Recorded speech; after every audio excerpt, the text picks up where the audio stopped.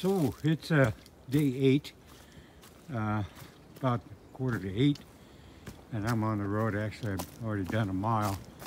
Athena got up, and I heard her getting up, so I got up. And moving away from her really did the trick, because I didn't hear her move at all last night, so that's really great.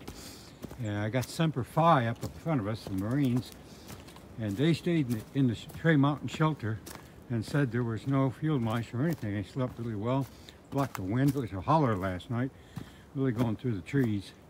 So day 8 is what I consider the first day outside of the honeymoon. The honeymoon is over, and this week's the start of the I Want to Quit stage of the Appalachian Trail. So I'm coming off the honeymoon in pretty good shape. I think you'd have to yank my leg off to get me off of this thing. But I am going 10 miles today down to Dick Creek's Gap. And I arranged for Grace, the shuttle runner, to pick me up there between 2 and 3 o'clock. She said, call me if you think you're going to be there earlier. I can get there earlier. But she's going to take me into Hiawassee. I've been 4 nights in a row on a tent, so I'm running out of food. In fact, I don't have anything. Well, I have macaroni and cheese, but I'd like to have more than that. I'm a little bit calorically challenged at the moment. So she's going to take me to town. I'm going to get a hotel or a motel or something and take a shower and get the stench off me and resupply. So we'll see you down the road.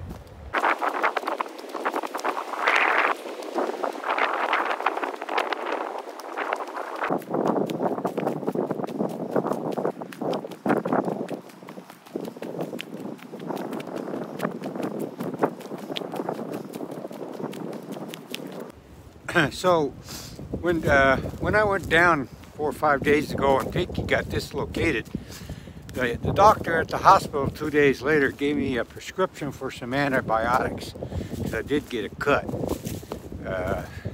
And it was nastier than I thought. But I didn't fill that prescription. And now I'm kind of regretting it, and I think I'm going to try to get it filled in Hiawassee. Because I generally don't take antibiotics. I feel like I get enough of those in my meat and my chicken. But I think one time, in '85, I got an infection on my hand, and about 30 hours later, I think it was, my arm started turning green and puffing up. And then I passed out and scared the weebie-jeebies out of me. My bride took me to the hospital, and they sucked a liter of pus out of my arm. Really kind of gross, until I thought, geez, you know, this pus is actually white blood cells. White blood cells are lymphocytes, natural killers, leukocytes, some T cells, whatnot, and those guys gave up their life to save the common good. And if anything, I should have given them a proper burial in the backyard instead of just throwing it in the trash or having them throw it in the trash. Anyways, I thought, you know, you don't get much time once you get gangrene. And having the antibiotics just with me, whether I take them or not, is probably a good thing, because that was the solution back when I had gangrene, was to suck out the pus, my heroes, and then give me antibiotics. So I'm about halfway up Mount Neverest. I think Neverest is called Kelly's Knob or Kelly's Mountain or something like that, and I'm calling it Neverest because it's straight up. There's no resting here. I was walking for the last 4 miles with Sparkplug, older lady who's here with her husband. Her husband's not hiking. He's in the RV in a church parking lot, enjoying a beer and watching C-SPAN.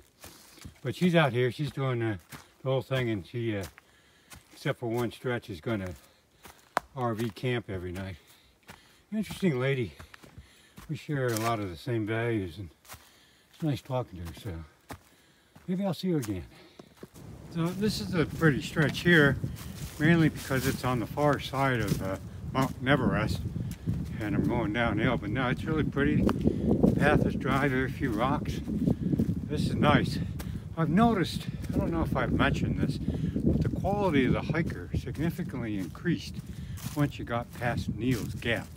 I know I've heard various numbers from 25 to 40% of the hikers make it to past Neal's Gap.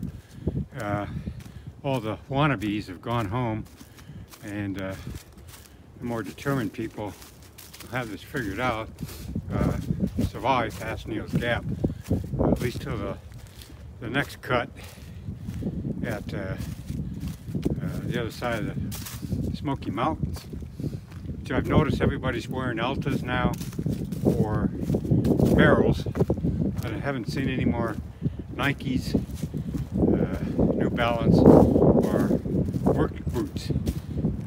They're actually where people out here wearing that, at least on Neal's Gap. That's why you see all those shoes. I can tell you right now there's no expensive boots sitting in that tree. They're all cheap stuff that shouldn't have been out here in the first place. Also, I've noticed the spring in the step of the hikers now is much more pronounced. Like they're almost skipping along. And at night, the folks, everyone can put their tent up in 5 minutes or less, which is a sign they got it down, or else they're cold and they want to get out of the wind. But yeah, it's pretty cool. I'm pretty excited. I'm making the cut. So we got a day hiker out here enjoying the day in an ion hammock. And that's not an endorsement of ion hammocks, but they really are good. It's pretty nice, right? Indeed. Look at that view. Almost makes you want to camp here, but I gotta go. Oh yeah, Daniel's Steakhouse. I've been hearing about this for 20 miles. They say the all-you-can-eat buffet salad bar with the steak, so man, I'm gonna have some fun tonight. Oh yeah. Second course, all you can eat. So I made it into Dix Creek Gap, barely. I was calorically challenged. In running and cycling, we call it bonking. I didn't eat enough food. And in fact, I was out of food. But Sparkplug, a lady with the trail name Sparkplug, came along, and I guess she saw that I was struggling, and she offered me a Mars bar, and that was like the best thing I've eaten in a long time, and it powered me down. I got down to Dix Creek, and FYI, for the next through the end of March, there's a trail angel group called the Kentucky Crew, and they've come all the way from Kentucky to do trail magic every day, all day long, on at Dix Creek Gap, and he's got chairs set out. He's got an RV. I mean, he's literally staying there. He said the park rangers have come by, and Ridge Runner ambassadors have come by, and they just waved to him. So it appears to be legal, and so he's staying there for the entire month of March.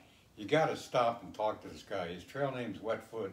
He's done the AT and section hiked large parts of it.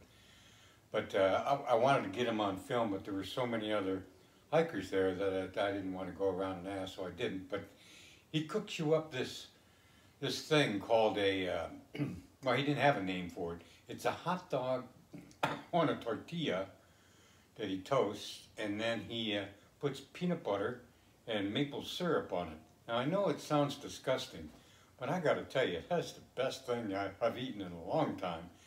And I told him if he ever wants to start a franchise, I'll buy one. Anyways, I stayed with him. I got there about a half an hour before my shuttle showed up, and she took me into Hiawatha.